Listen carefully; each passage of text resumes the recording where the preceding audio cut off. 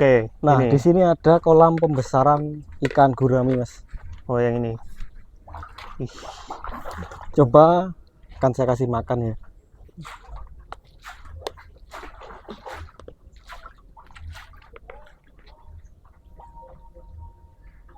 Nah, itu dia mulai naik ke permukaan untuk ngambil makanannya. Kita zoom ya teman-teman ya. Ini masih agak kecil ya, 1 kilo isi 5 sampai 3 ekor. Oh, yang ini Mas. Yang ini ya. Berarti usia berapa bulan ini Mas? Ini 1 tahun Mas. Jadi kemarin 1 tahun yang ya? tahun baru itu pernah dipanen hampir 1 kintal ini, 1 kolam. Ini tinggal yang agak kecil-kecil. Jadi kemarin tahun baru cuma saya ambil yang isi 2 sampai 3 ekor. Tapi udah besar-besar lumayan loh Mas. Ini 1 kilo 5 sampai 3 ekor. 5 sampai 3 ekor.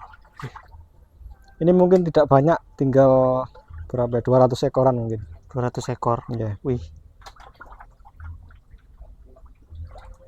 Nah, itu ya teman-teman. Mungkin agak sedikit nggak kelihatan karena ya warnanya agak hijau hitam. Tapi beberapa saya zoom. Itu yang sebelah sana ya. Kelihatan ya. Tuh hitam. Mantap. Oke. Selama 1 tahun ini Mas, ya kan? Ini kendalanya apa Mas kalau di pembesaran gurame Mas? Kalau kendalanya cuma apa ya Mas? Kalau pembesaran ya kendalanya cuma terlalu lama gitu ya Mas. Terlalu lama. Kemudian air. Yang harus diperhatikan itu air. Kalau air yang sudah keruh itu harus segera diganti. Nanti kalau tidak diganti biasanya itu ikan akan mudah terkena penyakit. Nafsu makannya kurang, bisa-bisa ikan itu banyak yang mati. Oh gitu. Ini kategori sudah keruh atau gimana Mas? Belum. Ini belum. Biasanya yang keruh itu warnanya agak coklat, dan di permukaan kolam ini ada kayak lumut-lumut, tapi bukan lumut yang hijau, lumut yang ada anginnya itu Mas. Lumut yang kayak ada anginnya di dalam lumut itu, kayak ada angin-anginnya itu yang sangat berbahaya. Itu sebenarnya kotoran yang terkena sinar matahari kemudian naik ke permukaan. Kalau musim hujan dia jarang, untuk lumut itu naik ke permukaan jarang. Yang sering di musim panas itu biasanya kalau terus menerus terkena sinar matahari, lumut atau kotoran itu akan naik ke permukaan. Itu yang sangat berbahaya untuk ikan gurami, terutama pembesaran. Tapi sebenarnya Masnya ini teman-teman itu fokusnya ke sebenarnya pembibitan. Kalau gurame ya Mas ya. Kalau gurame. Nah, ini kenapa kok ada pembesaran di sini Mas? Jadi gini Mas, jadi kalau kita jual bibit nanti ditanya sama pelanggan berapa, untuk kendala-kendalanya kan kita tidak tahu. Jadi meskipun melakukan jual bibit itu sebenarnya harus tahu lah seluk-beluknya ikan gurame itu seperti apa. Jadi tahu. Kalau ada yang tanya untuk budidayanya gimana, jadi nah itu bisa diterangkan, bisa nah, dijelaskan dari hulu sampai hilir loh. Ya. Dan tidak hanya jual bibit saja Mas, nanti ditanya seperti apa nanti nggak tahu lah, itu malah kurang gimana itu Mas. Ya, kemarin kan sempat jual banyak Mas di tahun baru kemarin. Kemarin panen Mas. Ya, itu di harga berapa Mas kalau tahun baru kemarin Mas? Kena harga berapa Mas? Tahun baru kemarin itu saya jual eceran harga 50 Mas. Jadi kalau tahun baru itu kan banyak orang butuh buat apa itu? Bakar. Buat dibakar itu Mas. Ya, 50.000 per kilonya. 1 kilo isi berapa Mas? 1 kilo isi 2 sampai 3 ekor. Oh, besar-besar ya Mas ya? Ya agak lumayan, pokoknya sudah ideal untuk itu dibakar. Kalau buat ikan bakar itu mantap itu. Mantap itu Mas. Ya, itu teman-teman ya. Karena memang gurame itu terkenal katanya raja ikan air tawar. Ya, biasanya. Ya kan? Raja ikan air tawar. Perawatannya juga raja. Iya, lebih kalau di kolam tanah biasanya agak lebih ringan, resikonya itu lebih kecil dibandingkan dengan kita budidaya ikan gurame di kolam beton seperti ini. Kalau di kolam beton seperti ini, waktunya ganti air harus diganti.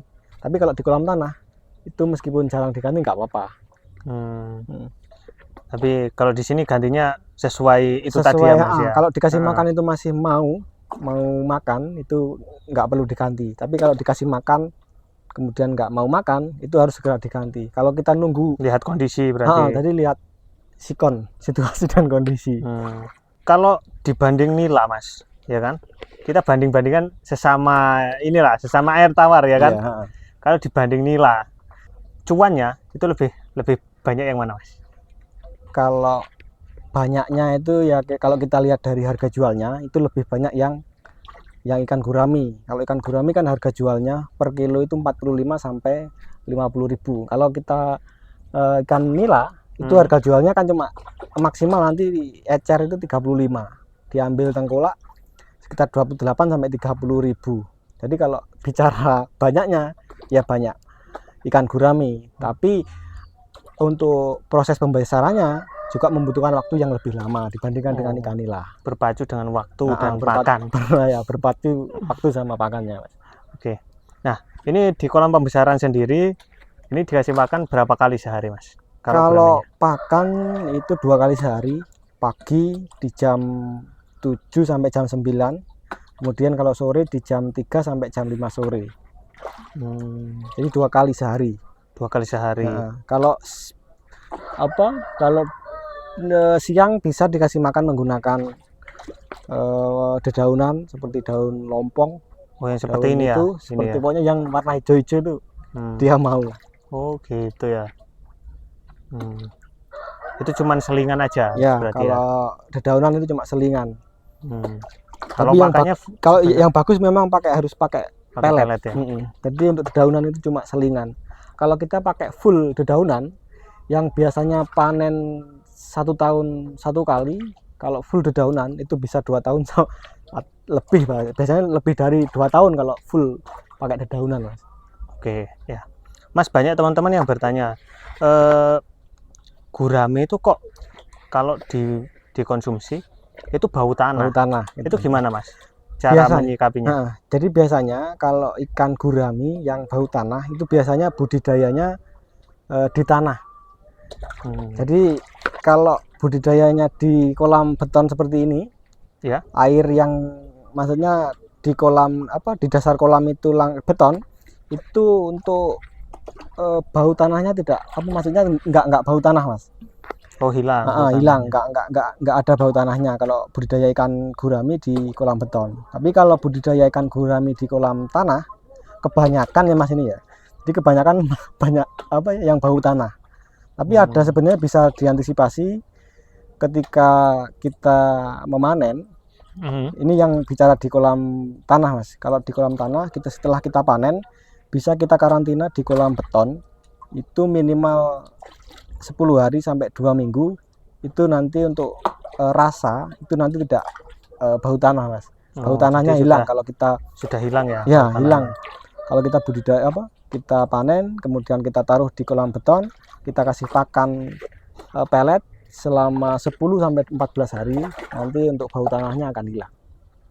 Seperti itu yang sudah pernah saya alami seperti itu, Mas. Jadi harus dikarantina dulu. Harus dikarantina minimal 10 hari lah, 10 hari sampai 2 minggu. 2 minggu. Oke, mantap. Nah, kita lihat untuk bibit-bibitnya, Mas. Boleh ya? Kalau ini kolam ini kolam pendederan, Mas. Cuma untuk bibitnya masih belum ada. Jadi kemarin ini sudah saya siapkan kolam pendederan, tapi telurnya masih belum ada. Ini kemarin memijakan, tapi untuk indukan masih belum bertelur. Jadi ini kolam untuk pendederan ikan gurami, tapi masih belum ada. Jadi sebelum kita melakukan pendederan itu harus kita siapkan kolamnya atau airnya minimal 3 hari. Oh, sebelum ditaruh itu kita siapkan airnya minimal 3 hari sampai 1 minggu. Oke. Jadi nanti setelah telurnya menetas bisa kita taruh di wadah bak dulu. Nanti kita biarkan selama 1 minggu. Kita kontrol ikan atau induk telur yang mati atau tidak menetas, gagal menetas, kita buang. Kemudian yang ukurannya sudah menetas itu bisa kita taruh di kolam yang ini untuk pendederan ini, Mas. Oh, gitu ya. Jadi agak lumayan ribet ya sebenarnya. Kalau pembibitan memang seperti itu, makanya harga jual dari bibit ikan gurami itu juga lumayan lebih mahal dibandingkan dengan ikan yang lainnya, Mas. Ya. Meskipun konsumsi juga lebih mahal dari kalau konsumsi memang mahal karena waktunya. Waktu pemeliharaannya atau pembesarannya juga memerlukan waktu yang lebih lama dibandingkan dengan ikan lainnya. Kalau ikan lele 3 bulan sudah bisa panen. Kalau ikan gurami minimal ya 1 tahun. Oke. 1 tahun. Ya biasanya teman-teman, bagi pembudidaya ikan gurame itu tidak hanya 1-2 kolam ya Mas ya, karena biasanya minimal 12 kolam karena untuk katanya sortir itu. Katanya untuk panen per bulan biasanya seperti itu teman-teman. Kalau untuk pembesaran, tapi kalau untuk pembibitan ya nanti tanya-tanyalah ke sini lah. Bisa Mas. Oke. Nah berarti ini nanti ready kira-kira berapa hari lagi Mas untuk bibitnya Mas? Yang ada teman-teman kalau sekarang yang ready ukuran 14 sama 12. Tapi untuk stok cuma sedikit yang yang tadi itu ya. Yang di kolam yang tadi itu. Cuma beberapa, enggak sampai 2000, mungkin sekitar 1500-an yang ada di dalam tadi. Jadi yang ready ikan nila konsumsi, yang ikan nila konsumsi ada di kolam ini Mas. Ini untuk pembesaran, jadi yang di dalam tadi untuk stok. Jadi kalau ada pelanggan tinggal ngambil yang di kolam yang agak kecil tadi. Kalau kendala untuk pembibitan gurami itu di cacing sutra Mas. Jadi untuk sekarang ini kita sulit untuk mencari cacing sutra. Jadi cacing sutra itu kan jarang di sini ya, jarang ada pencari cacing sutra di selokan-selokan itu jarang. Jadi biasanya ngambil dari ada temen itu ngambil dari Jakarta, kemudian diecer di sini itu ada. Jadi kalau pembibitan gurami kendalanya hanya di cacing sutra. Kalau ikan nila itu meskipun tidak pakai cacing sutra itu bisa Mas, langsung pakai pelet itu bisa. Tapi kalau ikan gurami atau pembibitan ikan gurami untuk pemberian cacing sutra itu minimal 1 bulan Mas, baru kita bisa ganti dengan pelet. Wajib itu Mas, paling cepat 1 bulan untuk pemberian pakan cacing sutranya. Itu malah kemarin itu sampai 1,5 bulan karena masih ada masih banyak bibit ikan gurami yang kecil-kecil. Kalau ikan gurami atau bibit ikan gurami yang kecil-kecil tidak dikasih pakan cacing sutra, itu kita kasih makan pelet, itu biasanya banyak yang mati Mas. Oke, itu teman-teman ya. Nah banyak dari teman-teman semua yang tanya, Mas usaha apa yang prospek, mungkin ada peluang usaha apa yang baru Mas. Nah ini mungkin bisa jadi pembudidaya cacing sutra. Karena banyak yang membutuhkan ya Mas ya? Banyak sekali yang membutuhkan Mas. Sampai sekarang untuk cacing sutra itu sangat sulit dicari dan harganya pun juga lumayan. Kemarin itu saya ambil cacing sutra, per kilonya itu harganya 50.000. 50.000 itu berapa per kilo? Kemarin ngambilnya per kilo, jadi per kilo itu harganya 50.000. 50.000 per kilo itu. Ada yang sistem borongan satu jerigen itu kadang-kadang biasanya Mas. Kalau di sini Mas jarang sekali yang cari cacing sutra sampai jerigen, nggak ada biasanya. Gitu. Biasanya jarang.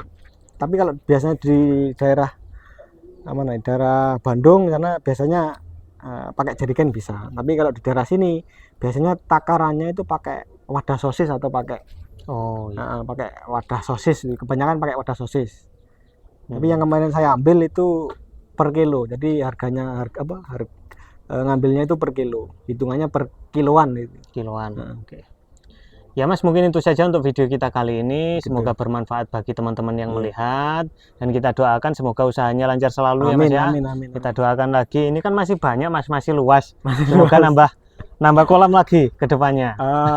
Ya mudah-mudahan nanti bisa nambah lagi di sana. Itu masih ada kemarin nyoba buat kolam tanah ada di belakang sana. Oke, siap. Nah itu saja teman-teman untuk video kita kali ini. Bagi kalian semua yang minat dengan bibit-bibit nila atau gurame bisa datang ke sini. Mau ambil nila atau gurame yang konsumsi juga ada ya Mas ya. Nanti kontak aja, nomor WA-nya saya sertakan di bawah video, di deskripsi video. Salam semangat, salam pengusaha, salam cuan.